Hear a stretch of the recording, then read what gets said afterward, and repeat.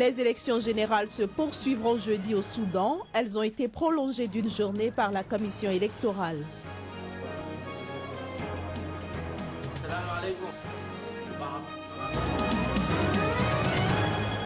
La tension persiste en Afrique du Sud après la vague d'attaques des migrants à Durban. Beaucoup de magasins sont restés fermés ce mercredi.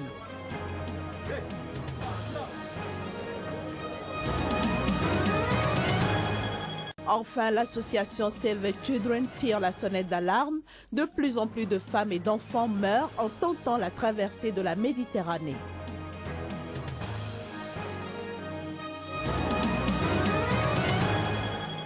Madame, Monsieur, bonsoir et bienvenue dans cette édition que nous ouvrons par le Mali.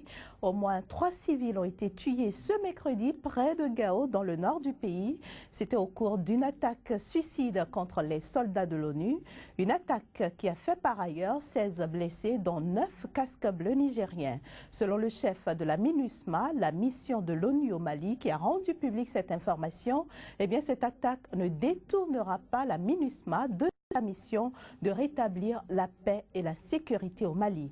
Rappelons que la MINUSMA est déployée depuis juillet 2013 et près de 40 casques bleus ont été tués depuis son déploiement au Mali. Rendons-nous maintenant au Soudan. Les élections générales entamées lundi dernier ont été prolongées d'une journée. Ces élections qui devraient donc prendre fin ce mercredi se poursuivront demain jeudi sur toute l'étendue du territoire soudanais. Ainsi en a décidé la commission électorale soudanaise. Un reportage. Pour la 4e journée consécutive, les électeurs soudanais sont attendus aux urnes ce jeudi pour élire leurs représentants dans les parlements régionaux, au Parlement national et à la présidence de la République. Le scrutin qui devrait prendre fin ce mercredi est en effet prolongé d'un jour sur décision de la commission électorale nationale. La commission électorale a décidé d'étendre le vote à jeudi dans tous les districts et bureaux de vote du Soudan pour donner aux Soudanais la chance d'exercer leur droit de choisir leur président et leurs représentants dans les États législatifs et au Parlement.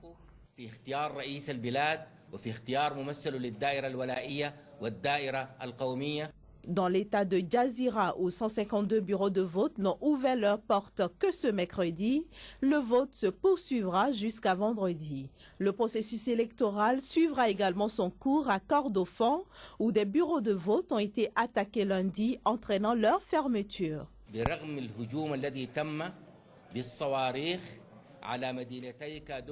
La roquette qui a frappé Kadougli et Diling n'a pas affecté le processus démocratique pour choisir un candidat dans l'état du Sud Kordofan. Notons que le président sortant Omar El-Béchir est assuré de remporter ce scrutin boycotté par la majorité de l'opposition. Les résultats définitifs sont attendus fin avril. Au Gabon, l'enquête ouverte pour retrouver les auteurs de l'incendie de l'ambassade du Bénin suit son cours et donne ses premiers résultats.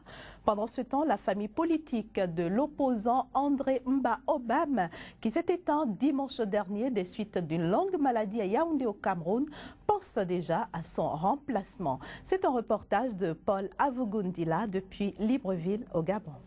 Jean-Claude André Mba Obam est mort à l'âge de 58 ans à Yaoundé au Cameroun où il séjournait depuis près de 2 mois. Sa mort a suscité la colère de ses partisans à Libreville qui ont incendié des véhicules et des bâtiments dont celui de l'ambassade du Bénin. Ils accusent le pouvoir de lui avoir jeté un sort qui aurait causé son décès.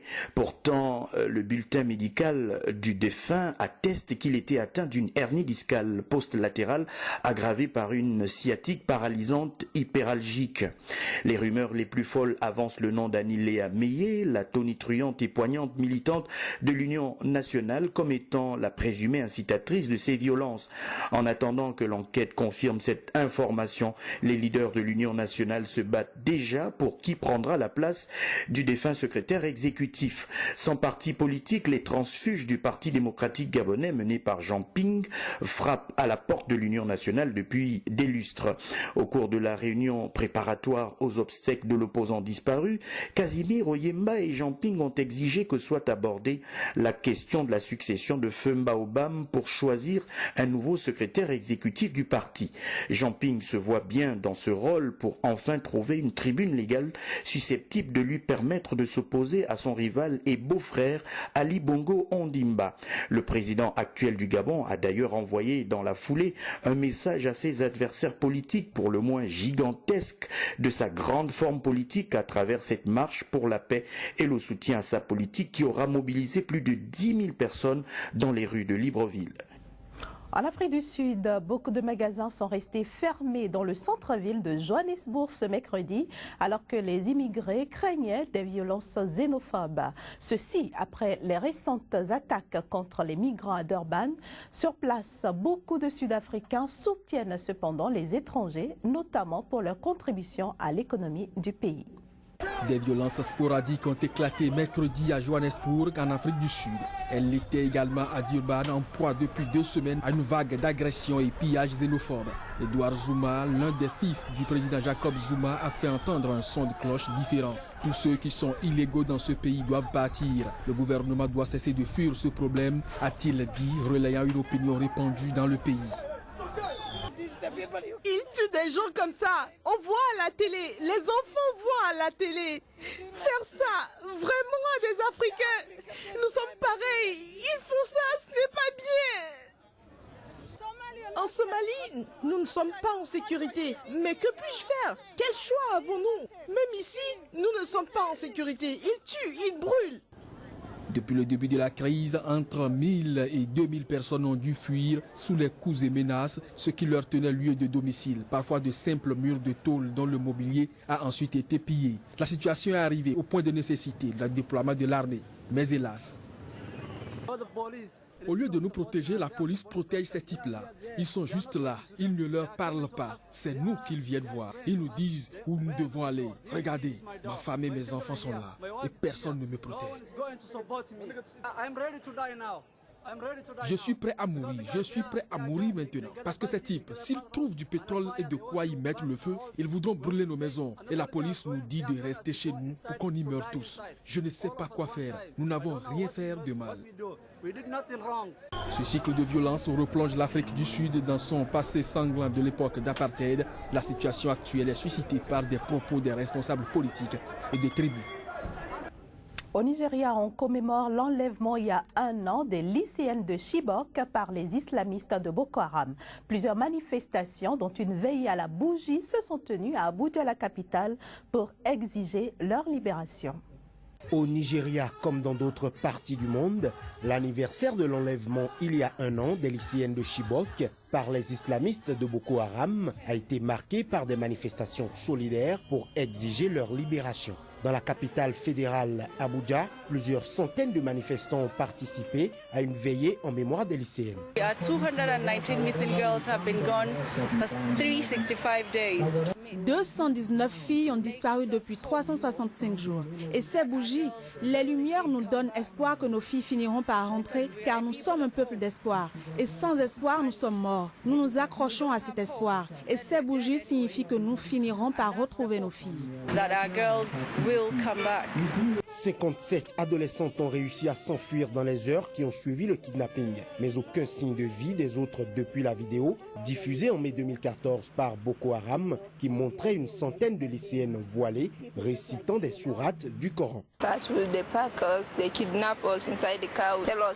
Ils nous ont enlevés. Ils nous ont dit de rentrer dans la voiture. Ils nous ont dit que si on voulait vivre, il fallait entrer dans la voiture. On est monté en voiture et la voiture est partie. Je suis ici par solidarité avec les filles qui ne sont pas revenues. Je les représente. J'ai sauté de la voiture. Grâce à Dieu, je suis ici pour les aider. Dans un rapport publié, Amnesty International cible un haut gradé de l'armée, selon lequel les otages sont gardés dans plusieurs camps de Boko Haram, au Nigeria, mais aussi au Tchad et au Cameroun voisin. L'Empire State Building à New York était éclairé d'une robe rouge et violette en solidarité et pour symboliser la lutte contre les violences faites aux femmes. À Chibok même, dans cette région déshéritée du Nord-Est, la situation est très difficile depuis 1 an. Ses habitants manquent de tout, d'eau potable comme de médecins. Ils vivent dans la peur d'un retour des islamistes et, malgré la promesse des autorités, l'école des lycéennes enlevées, détruite par Boko Haram, n'a toujours pas été reconstruite. De plus en plus de femmes et d'enfants meurent en tentant de traverser la Méditerranée, une conséquence de la réduction des financements alloués aux opérations de sauvetage par les gouvernements européens. Par ailleurs, 400 migrants ont disparu dans la Méditerranée et d'autres qui tentaient de gagner l'Europe par la mer ont été arrêtés par les autorités libyennes au large des côtes de Misrata. L'association Save the Children tire la sonnette d'alarme. Le mystère reste entier sur le sort de 400 migrants disparus en Méditerranée. Les humanitaires dénoncent l'incurie des autorités européennes face aux arrivées massives d'immigrés submergeant l'Italie et ses centres d'accueil. En provenance d'Afrique subsaharienne, d'autres migrants qui tentaient de gagner l'Europe par la mer ont été arrêtés par les autorités libyennes au large des côtes de Misrata. La priorité pour répondre à la crise migratoire est que les membres de l'Union européenne financent des opérations de sauvetage. L'année dernière, de nombreux gouvernements, y compris le gouvernement britannique, ont réduit leur financement dédié aux opérations de sauvetage. C'est la raison pour laquelle nous voyons de plus en plus de femmes et d'enfants périr en mer. Si les premiers témoignages sont confirmés, ces derniers jours auront été parmi les plus meurtriers dans les eaux les plus dangereuses du monde pour les migrants et les demandeurs d'asile. Nous savons que 17 000 migrants sont arrivés cette année uniquement et que 7 000 d'entre eux sont arrivés en avril, juste ce mois-ci. Parmi ces migrants, 1 000 d'entre eux sont des enfants qui sont arrivés en Italie seuls. Ce sont les plus vulnérables. Leurs histoires sont absolument horribles. Ils ont traversé des déserts, des zones de guerre avant de s'embarquer sur cette périlleuse traversée en Méditerranée. L'Organisation internationale pour les migrations a déjà enregistré plus de 500 morts en Méditerranée depuis le début de l'année avant ce nouveau drame, contre 47 l'année dernière pendant la même période. La Commission européenne est passée ce mercredi à l'offensive contre Google. L'institution accuse le géant américain d'abus de position dominante dans la recherche sur Internet. Une enquête distincte a été aussi ouverte pour déterminer si Google n'enfreint pas les règles européennes de concurrence avec son système d'exploitation pour téléphone portable Android. La Commission veut appliquer les règles européennes de sorte que les entreprises opérant en Europe ne limitent pas les consommateurs européens. Ces derniers doivent avoir le choix aussi large que possible et l'accès à l'innovation. En clair, la Commission craint que les utilisateurs de Google, qui représentent 90% des recherches sur Internet en Europe, n'ont pas toujours les résultats les plus pertinents en réponse à leurs requêtes.